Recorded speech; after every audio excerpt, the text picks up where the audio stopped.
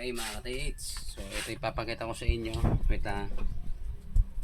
Okay, so ito yung on. So ang on nito pailalim. Ayan. Okay. Ayan. Pag nagkaganyan, hindi nyo makikita yan, mahina yan. Dapat i-volume nyo. Ayan. Tapos ito yung adjust na dawa, threshold. Ayan. Pag tinaas, baba dito. Ito volume. Volume yan. Okay.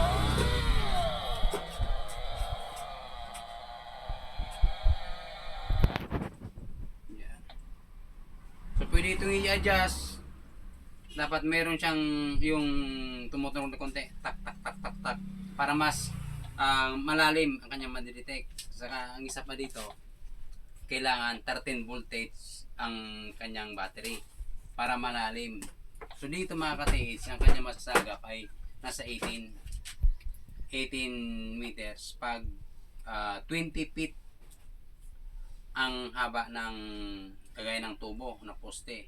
Basta yung design ko, kaya niya masagap yon. Pero pag ito isasagap mo sa halimbawa sa sakyan, wagas yun, hindi siya agip ng malayo. Kaya no.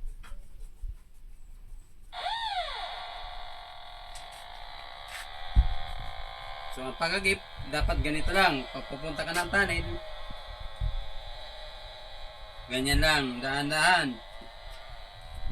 Yan. Ito para hindi masyadong sagabal kasi mahaba ito. Yan. Ito naman sa battery ng motor. Yan. Dito sa gilid hindi kayo makakamali dyan. Okay.